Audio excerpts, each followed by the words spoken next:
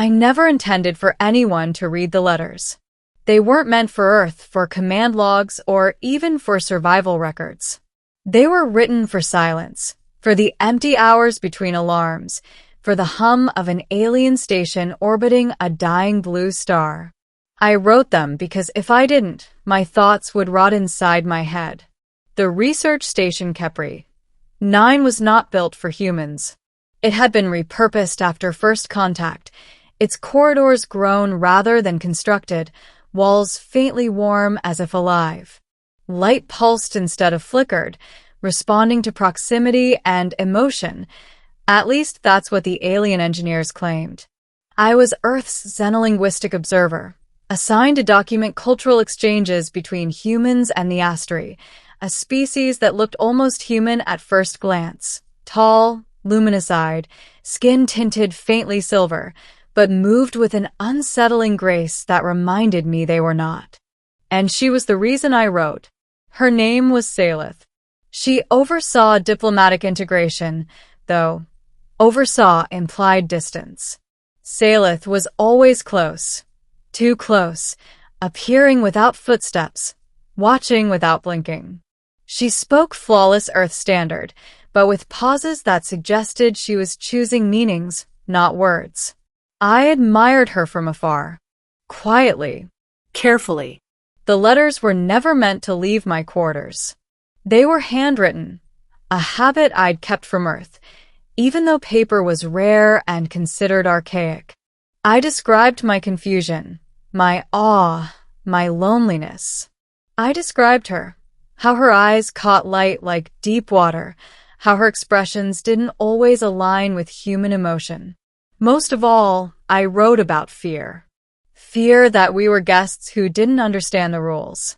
Fear that the Astri knew far more about us than we did about them. Fear that Salith knew exactly what I was feeling. I hid the letters inside a storage panel beneath my sleeping platform. Or so I thought. Middle. The day Salith discovered them began like any other. The station rotated slowly, artificial gravity adjusting with soft tremors. I was compiling translation matrices when she entered my quarters unannounced, again. You conceal stress markers, she said calmly, scanning the room. Yet your neural patterns indicate unrest. I'm fine, I replied automatically. Just tired. Her gaze lingered on me, then drifted downward. To the open storage panel. My blood ran cold. She knelt with fluid precision and withdrew the bundle of letters. Her fingers brushed the paper as if it were fragile or sacred. I stood frozen, every instinct screaming to stop her, but my voice failed. These are communications? She asked. Private ones, I said quickly. They're not official. They're not meant for. She was already reading. Her eyes moved faster than human eyes should. The silence stretched, thick and suffocating.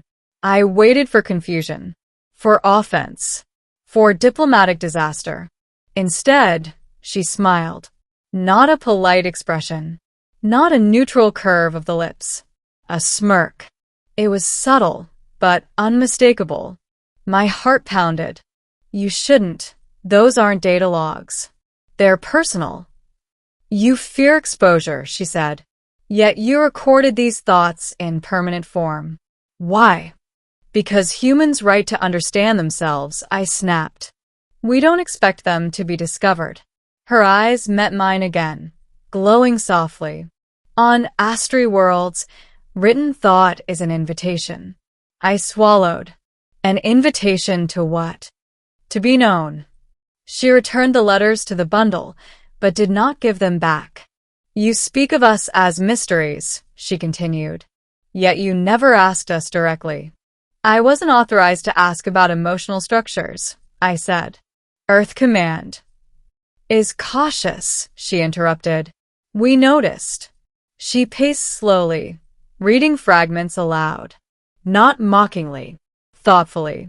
You fear we observe you more than you observe us. You fear attachment will weaken negotiation. You fear me. I don't fear you, I said. She stopped, turned, raised one elegant brow. You wrote otherwise. I exhaled. I fear what I don't understand. Then allow understanding, she said. From that moment, everything changed. Salith began meeting me nightly, not as a diplomat, but as a participant. She explained Astri customs, how their society valued emotional transparency as currency, how concealment implied hostility, how my letters to her people were declarations. You wrote longing, she said once. You wrote conflict. These are not weaknesses among us. And the smirk? I asked. That was surprise, she replied. And amusement. You humans believe yourselves unreadable. Days turned into weeks. Trust deepened. Earth Command noticed the shift. Our reports grew warmer, less clinical. Integration accelerated. The Astri opened deeper archives, shared star maps older than human civilization. But something darker emerged. The Astri High Council summoned Salith. Afterward, she returned altered. You are being evaluated, she said quietly. For what? For compatibility. I laughed nervously. Compatibility with what? With permanence. She explained then what the letters had truly triggered. Among the Astri, emotional resonance was rare and powerful. When found, it often led to binding, a merging of purpose, memory, and lifespan. Humans were never meant to be candidates, she said. Until you wrote, Earth Command ordered immediate withdrawal when they learned fragments of the truth. They called it contamination, cultural breach, risk of assimilation. I was told to prepare for extraction. Salith said nothing as the countdown began. Ending. On the final rotation before departure, I found her waiting in my quarters. The letters were laid out neatly on the table. You will leave, she said. Yes. You will forget. No, I said honestly. I don't think I can. She considered this. Then you must choose. Choose what? She touched the letters. To remain human and carry memory as weight, or to bind and share it. I felt the station hum deepen, responding to the gravity of the moment. What does binding mean? I asked. It means you will no longer write alone, she said. Your thoughts will be accessible to me, mine to you. You will live longer than humans.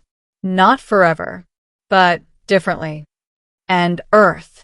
They will classify you as lost. Silence fell. I thought of the letters, the loneliness that birthed them, the fear, the hope I never meant to confess. I thought of her smirk, not cruel, not mocking, but knowing. They were never just letters, were they?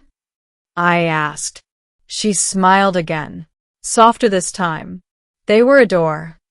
The station's departure alarm echoed through the corridor. I picked up the letters one last time.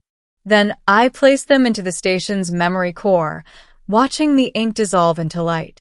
I don't need to write anymore, I said. Salith stepped closer, resting her hand against my chest. Warm. Steady. Then let us begin, she said. The transport left without me. Earth would report a failure, a disappearance. But here, beneath an alien star, I finally understood what the letters were truly for. Not to be hidden, but to be found.